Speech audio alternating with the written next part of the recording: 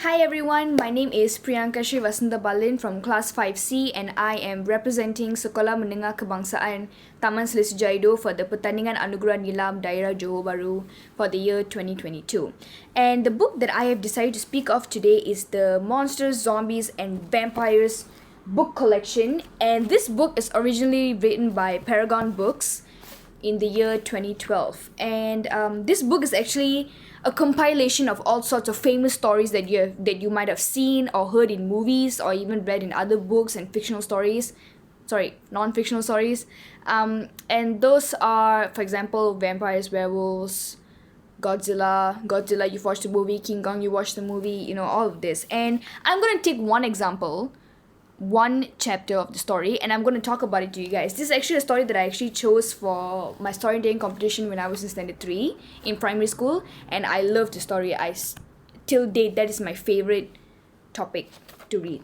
Okay, so this story revolves around romance, tragedy, mystery, and terror, and that story is in fact The Phantom of the Opera. This is how it looks like, the intro page.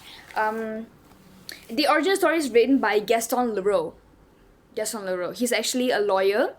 The man actually studied for lawyer, and he ended up becoming a journalist. And one of his famous stories or theater plays is in fact The Phantom of the Opera. So this story, I'm going to summarize it for you guys just so you get like a feel of how the story goes and how the flow comes by, and I'm going to tell it to you guys today. Okay, so the story pretty much revolves around only two people, and one of the person is Christine and the other is the Phantom of the Opera. The Phantom is not actually a phantom, it's actually a person under a mask. So Christine is actually a very famous singer in the opera house that she sings in, and people from all over the world love hearing her voice. So they just come and visit her, and in those seats, in those dark seats, Eric is also one of the person, and Eric is actually the Phantom of the Opera. And I'll get to the story part where I speak of why he wears a mask to hide his face. So the reason why is because his face is actually partially deformed, and the story describes his face as pretty much ugly. So when Christine reveals his mask, when she was kidnapped by him after a performance, he actually sprayed her with a gas, and then she fainted. And then she wanted to go and see who he actually was in that dungeon. And then she heard him playing an organ.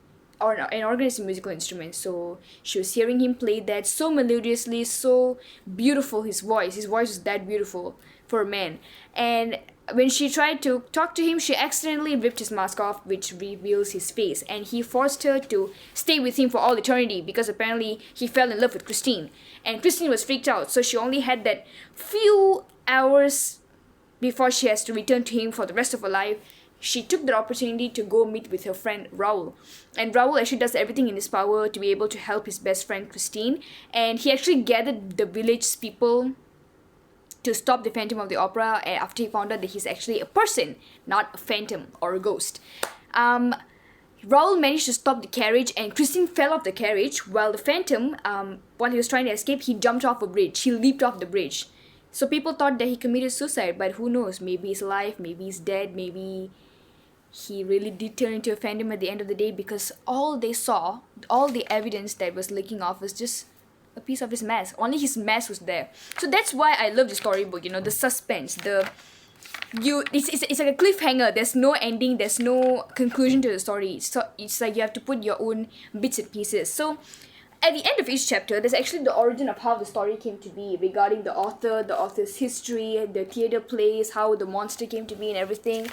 Also, there are facts, random theater facts that I really love reading. They're actually very short and nice, so it's not doesn't seem like a novel.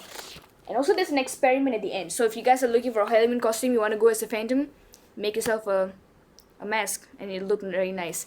So that is one of the stories that I really love and adore. And what I've learned from this book is that let your imagination and your creativity get the best of you. It should intrigue you.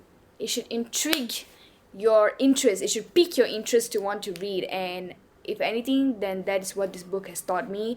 And specifically this story, I really love it because, as I said, the cliffhanger, it has no conclusion.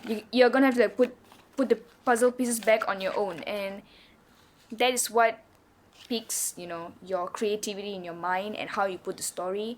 You can have your own ending. That's really beautiful. So that is all I have for today. Also, I didn't prepare my script because I just wanted to speak with the flow. I didn't want to sound like a robot. I didn't want to sound like a boring person, like a news reporter, which I'm not.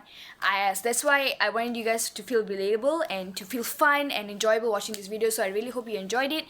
Thank you, and that's all I have for today.